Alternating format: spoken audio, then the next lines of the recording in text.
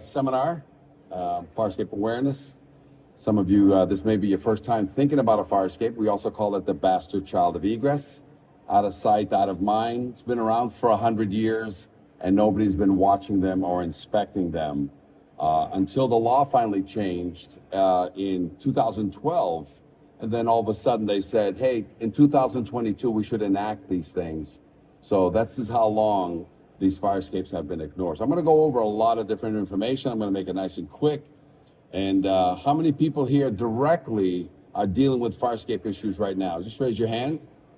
So if you have fire escape questions, you know, towards the end, I'm going to open up some questions. How many people are indirectly involved with a fire escape, or somehow a fire escape is on their building or in their town, they're a fire marshal? Because, you know, we're going to talk about how we teach a lot of fire escape awareness classes.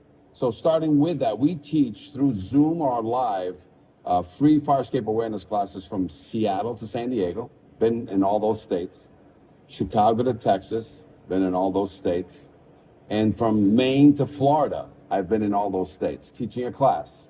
So if there's a question about fire escapes, let me get my clicker on here. I should be able to help you answer it. So the reason I'm considered one of the trusted sources is that I've been collecting data on fire escapes for over 50 years.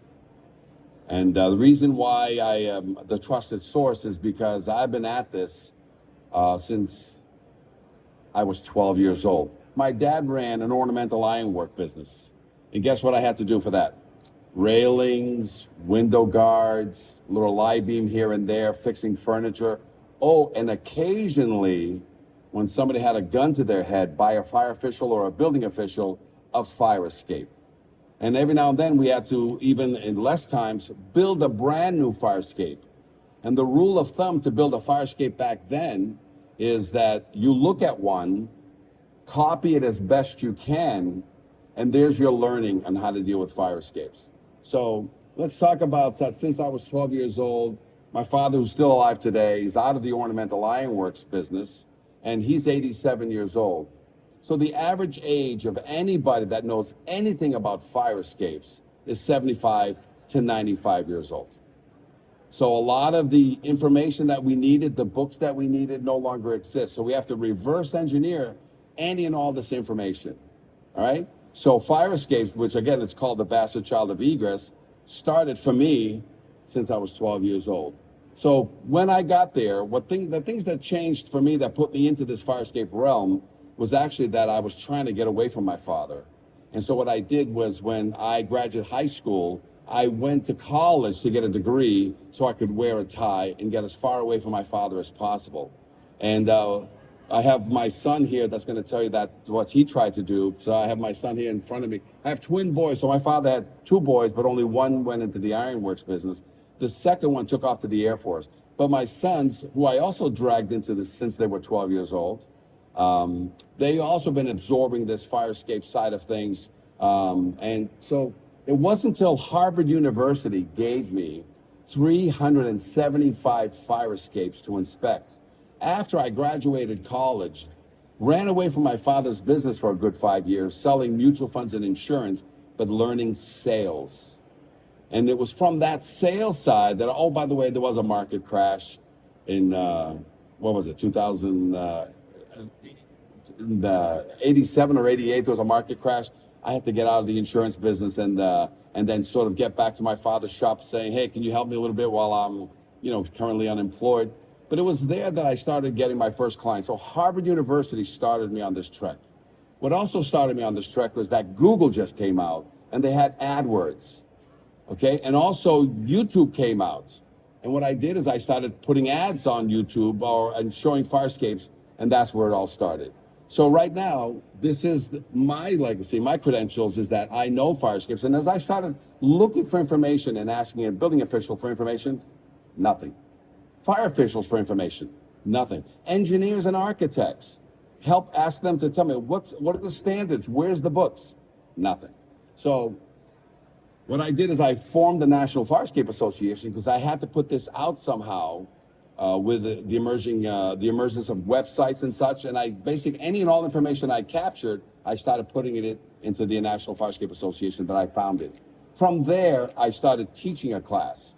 And so what I did is, I introduced all kinds of things that needed to be done and standardizations that needed to be done. So what I did is I went out and I taught housing authorities. I taught building departments. I taught fire departments from Seattle to San Diego, Chicago to Texas, and from Maine to Florida. By the way, it was for a cup of coffee and a donut. So a lot of these I have to go out and teach by myself, cover the costs associated with getting the word out. But because fire escapes are the bastard child of egress, I had a drum and I was beating the drum.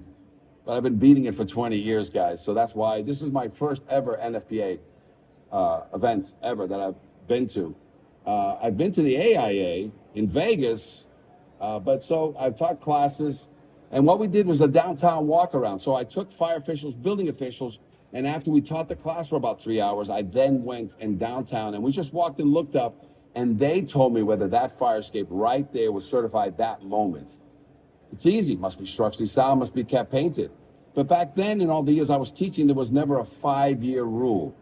They would rely on the owners of the property to voluntarily keep these fire escapes inspected and painted. And fire escapes are not something, it's not sexy. They'll spend $50,000 on a marble foyer, but before they'll spend $5,000 even painting their fire escapes. Okay, so it's a national problem. It's not an isolated problem only on the East Coast. Every major state that has an industrial downtown of any kind, or 5 stories to 10 stories, they all have fire escapes. That was the cheapest means of egress for everybody. Okay, so we taught a lot of classes. Let's take a look at a lot of typical fire escapes. You may or may not recognize some of these in your city or in your state. These are pretty typical: California, Boston. You know what I'm saying? These are what you see that were built in the 1920s, okay? Let's take a look at this one. You may see these on some industrial situations where all of a sudden it's not a typical fire escape, but firemen are gonna have to use that to get up and down. Cantilevers. What is a cantilever? It's something that is single action, requiring no special knowledge. And if you have a release arm on it, by itself, it'll fall 2 to 3 feet per second, hit the ground and stay there. Or if you don't do that, what you have to do is you have to walk out a little bit. And then when you walk out, it kind of drops by itself 5 to 10 feet per second, and you get ejected, and then it goes right back up for the next victim. Or it gets rain on it. The weight box is out of control.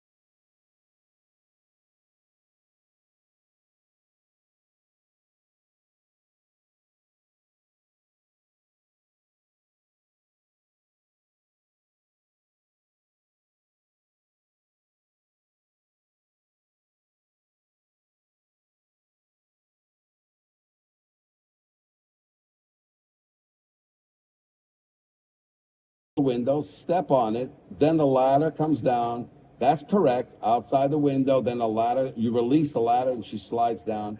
And look at this. This is a Home Depot aluminum ladder. And so this is what it's supposed to be, but this is what showed up on a weekend when somebody took that 2.5 family and made it into a 3 family without notifying the city and paying bigger taxes, because that's what it is. So you got a lot of these homes that are 2 families that are really acting as 3 families. And what they did to satisfy the second means of egress was that. So this is typical in California, accordion ladders, okay? And the reason why accordion ladders are available to you on the West Coast is because you put this in the East Coast, and if you have a snow or you have an ice storm, it'll freeze this thing up and it won't work. So it's only in warmer climates that you basically have the ability to use these type of ladders. Spirals have showed up all of a sudden too as a means of egress. So in some rare cases, somebody has allowed, the fire official, the building official has allowed a spiral to be there, but here's a problem with spirals. It's a one-way system. When people come down, you can't go up, and when people go up, you can't come down. It's a one-way system. So no two shall ever meet, because they'll meet in the middle and they can't get by each other on some of these small fire escape cantilevers. Let's go back in the past. You guys don't understand there's slide escapes. There's only one slide escape that I've ever examined, and it's a 12-story fire escape in Elizabeth, New Jersey. And what you do is you get in it, and you come down. It's inside the building, but it's enclosed inside the building, and you come down. This is just an example of it, but slidescapes were one of the first forms of egress. Nobody uses slidescapes. They finally took it out of the code in the 50s, but slidescapes became something that you a lot of times saw in the military. The military would have these escapes, some out of their barracks and stuff like that. So if we have any firefighters here, this is Rutgers University. And they have one of the rooms there that I inspected this fire escape. So in case you have any children that want to teach or learn how to slide down, a fire escape that was allowed because it's a historical building, we weren't allowed to change this. But I can imagine a drunk student going head first to try that out. I'm sure you, Rutgers, I would change this out, but they've certified this as a fire escape. So other types of fire escapes you guys have, the wooden ones. So be aware that sometimes you have buildings that are a one-story or two-story buildings, single family, and they have a sprinkler system, or some buildings have a sprinkler system as a second means of egress. But right now, wood or steel nationwide is becoming something that you look at. Some of these decks in California, the SB 721, anybody here from California, all of California, all decks now must be inspected every 6 years. All fire escapes every 5 years. Oh, you know when they brought that code into play? Just you guys, any of you from California, January 1, 2022. That's when they started thinking about fire escapes, guys. So prior to that, it wasn't required for you to certify, inspect, or look at your fire escape. If any of you here are insurance guys, you guys have a situation here where there's hand grenades and landmines on all these buildings that are being insured that don't have a current certificate, even though the codes have finally caught up with everything, right? This is where code is written. Code is written usually in blood. And so this happened in Boston in 1975. It was a famous Pulitzer Prize winning photograph by the Herald photographer that took that picture. Seconds before the person hit the ground, she died. The niece survived. The fireman with one hand grabbed the ladder. He survived. And because of that, they changed the code in Massachusetts only and made it the first state that had a 5-year mandatory requirement that you must inspect your fire escape, and you must, still again, relying on the owner, not relying on fire prevention or building department. And Massachusetts is IBC run, meaning it's some states that are IBC. You guys are recently pointing to IFC for the 5-year rule. In Massachusetts, it's still a 5-year rule, but the IBC controls it. And again, how great are they doing on their code? Let's take a look. This is a quick little video. Hopefully you guys can hear it. The smoke, the flames, and the frightened faces, all in a firefighter's line of duty.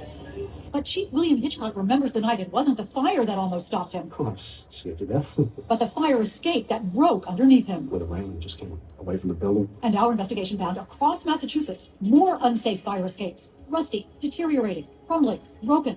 And what state officials didn't know, the system they set up to keep fire escapes safe is also falling apart. The potential ramifications are disastrous. So let's look at this one. This expert ironworker is licensed to build, maintain, and inspect fire escapes. So then over here, for months, we examined dozens of them with alarming results. Looking at this today, would this pass inspection? No. In dormitories, at theaters, at homes, and apartment buildings. Rust is actually eating away the metal of the fire escape. Right. And the bottom line?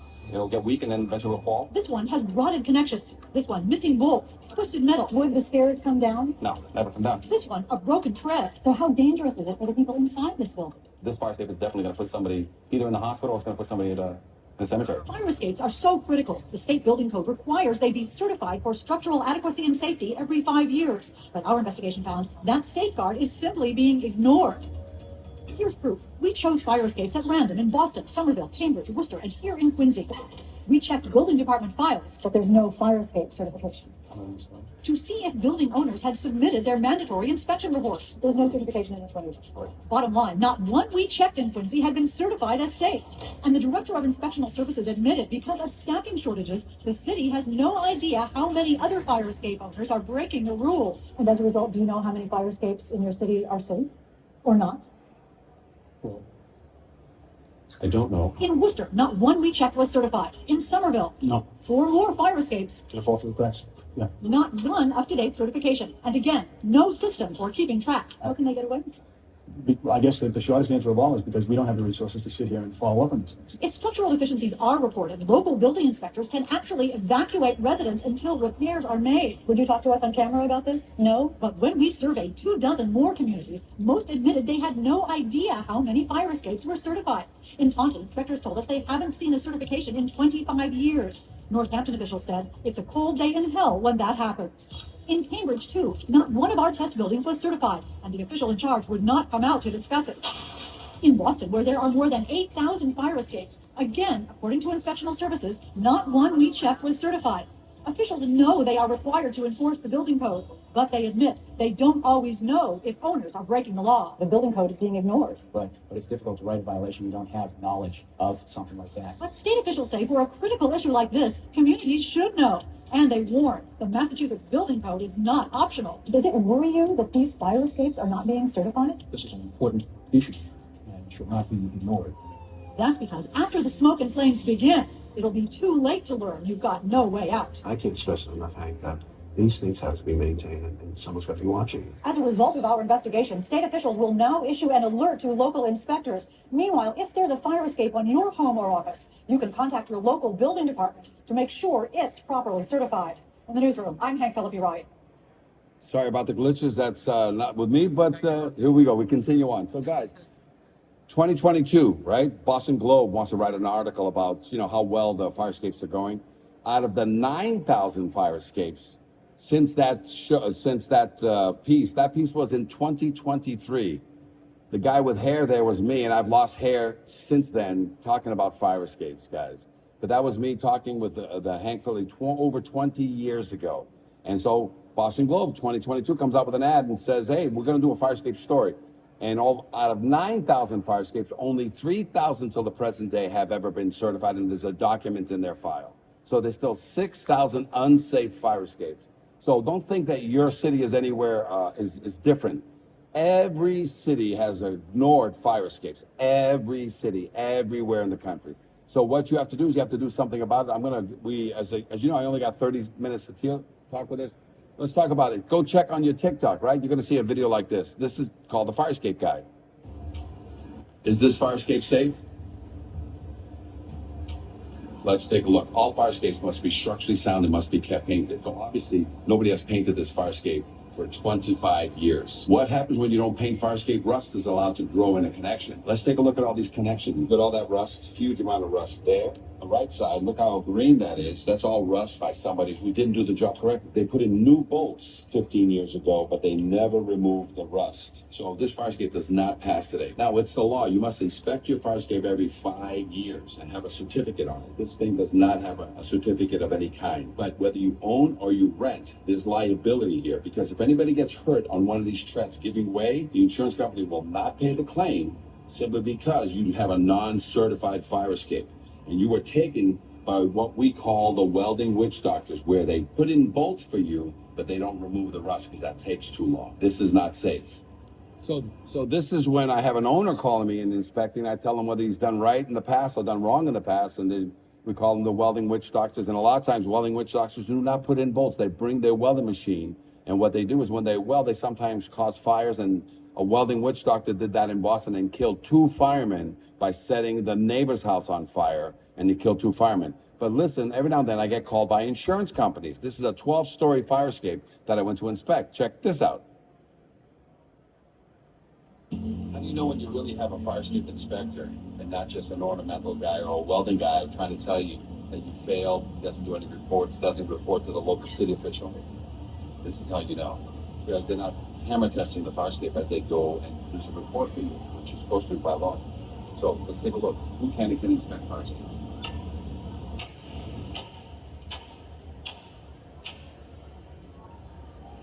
Uh-oh.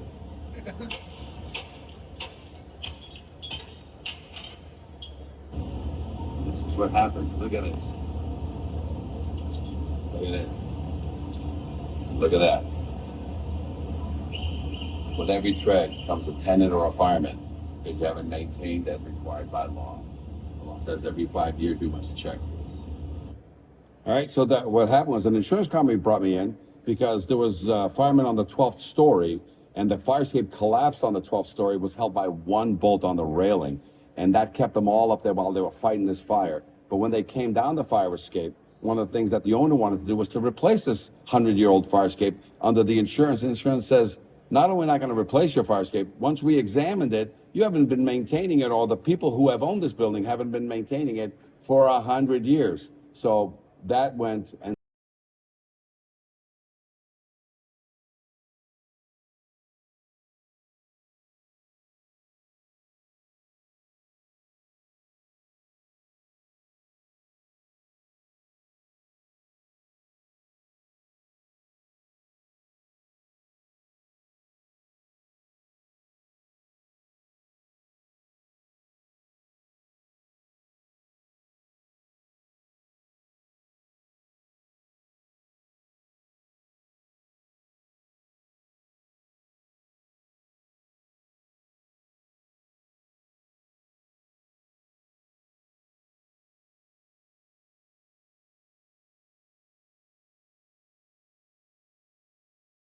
the IFC never had a 5-year rule other than Massachusetts. The IFC finally in 2012 said, you know what? Look at the the IBC said, look at the IFC for the 5-year rule, and that's what you have here, right? And then OSHA came in and says, you know, you must maintain 2 means of egress at all time.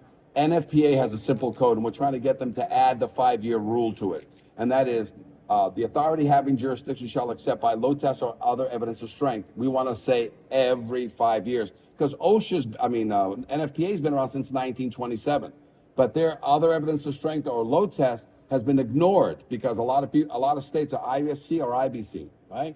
So let's do this quickly. So maintain, please do. That hasn't worked with the IBC.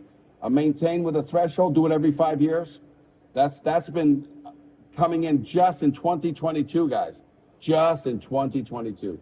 And then maintain the threshold and report. Report meaning load test, because some of the fire escapes you're going to be dealing with are 75 to 125 years old, never examined, never load tested. And the load test is to make sure that it doesn't rip out of the building, aside from other things. So the best code that we're going to have as we start looking at all the various codes that you have, imagine a day when you jumble all these codes together, and it happened. It happened in the state of Oregon. I have a representative here from Oregon. I don't know, I met with him. I think he might have walked, but here's the Oregon code, and it involves all the language. Imagine a day with all the languages finally merged. I did about 15 years of training and test and classes I did in Oregon, and it finally came through. So what is the Oregon code? It's very simple. Materials and strength. Everybody does 1104-15, right? Examination. Everybody has this. That is an IFC state, right? And then they finally threw the 5 years right there, right? But then all of a sudden, what Oregon did, they kind of expanded upon the NFPA, and that's the lateral load. Other evidence of strength or load test. And look what they did on the exception. Exception: fire escapes that have connections replaced, reinforced, or duplicated may be extended as specified by the registered design professional if approved by the fire code official. So here's your codes. Here's your codes. And what they start talking about is that if you remove, well, first of all, here, when there's imminent danger, they want fire and building to be there. So this right in the code. They want you to take, on the lowest balcony, they want a sign that says, when is it due for a reinspection? What year is it due? And there has to be the condition of the fire escape, the date of the posting, site address and such. What else do they have? besides the signage. Termination, you know, the lowest balcony shall not be more than 18 feet, meaning you still have to get these people to the ground. You can't just leave them up there. So there has to be some ladder. So they went in, they dealt with signage, they dealt with examination, they dealt with load test, because if you have a 75 to 125 year fire escape, you want to reset it, just change all the connections, including the connection into the building, not the original one. Put a healthy bolt, a healthy epoxy bolt right next to it, 4 to 6 inches away, mechanically tie it back to the existing, and guess what you have? You have a brand new fire escape, because metal does not age. If you take a piece of metal and you cut it, it's as silver as the day it was put up. So it's the connection that everybody's worried about, and the connection back to your building. All right, time check. We got 4 minutes, man. I'm gonna machine gun the rest of this stuff if that's all right with you guys. Ready? So this is quick. From a surveillance camera mounted inside, this will affect all the firemen in here. Multi-level deck New Jersey, Wildwood, and the Wildwood. that follow. This is an Airbnb People filled with firemen. and below 2 upper-level decks that came crashing down Saturday evening. The second level falling first. On the video, a man appears from the rubble, his hand on the front door, before others come rushing from inside to open it and help. Amid the chaos, a man then emerges from the debris with a young child in his arms. They fall Wildwood, 1 week of fire convention. Floor deck collapses. This gentleman's actions were heroic and life-saving. So fire escapes, metal or wood. Camera video we first So look, showed you Thursday. do those have to be inspected? Yes. All exterior, steel or wooden stairways, balconies, bridges. More than 20 people, including children and... Okay, I'm going to move quickly. Technical opinion. What is that? Sometimes you're going to have people that are going to be dealing with fire escapes that are not they're not structural engineers and architects. Technical opinion means that you can use people that are in the industry to basically take a look at fire escapes. Right? Laws in effect, non-conforming. When we certify a fire escape, it was the day it was built, 1920, 1950, that's all. The code stays the way, but anything that we examine that is illegal the day it was put up, it does not carry forward what's called the grandfather clause. All right, documentation. Tags, they want tags on fire escapes. This is what tags look like already in Seattle. This is what a tag looks like. That's 11 by 17, they want the tags up there. This is a typical tag. When you're going down an alleyway as a fireman, that's what you're going to see. Tag should have all the information. Oregon wants the same thing, right? So if anybody's going to copy the code, you want to copy the Oregon IFC code, right? It has all the things. Testing and certification. Confidence test. We created the first confidence test in the nation. Then certain states started copying it. By copying it, we have a couple of model cities. If you're IBC, you want to copy the city of Lowell, Massachusetts. IFC, you want to copy Yonkers. Why? Because they finally had a confidence test using ours as a model and basically asked the most serious questions of any engineer and any architect and any other. Okay? So you want to do a load test?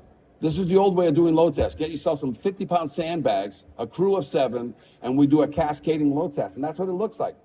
There's new ways of load testing fire escapes today. I won't get into it. But this is the old way of doing it, if that's the only way you think you can do it, right? So there's also load testing today in cities. This is the new smoke areas. Look, new places. Kids in schools, they don't want to go outside to smoke. They smoke on fire escapes. So fire escape has become the de facto second means of smoking for all apartment buildings nationwide. Ready? But it's also, as you guys know, sometimes it's the means of egress for everybody. So people getting out of the building. And just so you know, it does kill people, because when we fix fire escapes, one of our guys, his father out of Chicago, fell 7 stories to his death after fixing the fire escape. So it hurts anybody and everybody, okay?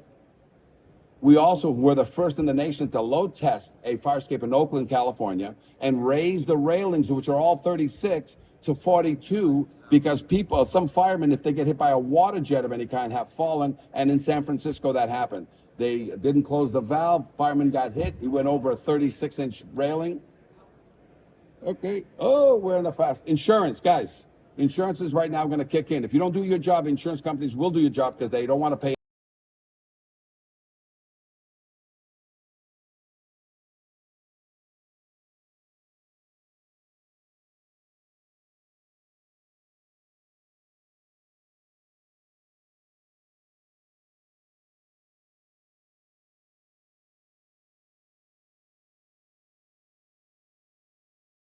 here out of Florida, licensed in 27 states.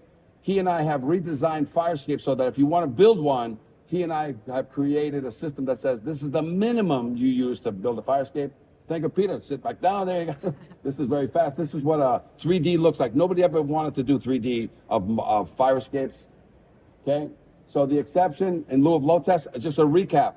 The state of Oregon has the best IFC code, okay? The best IFC code. All we're trying to do here at the NFPA, we've met with them already, is to say add just 3 letters, three words to your document.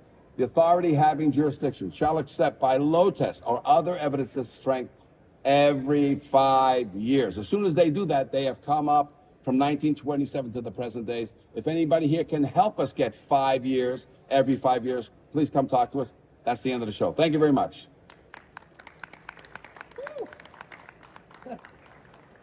1 minute to spare. Usually You take got 1 minute to spare. I'll speak with anybody. If you can help me with the NFPA, please come talk to me.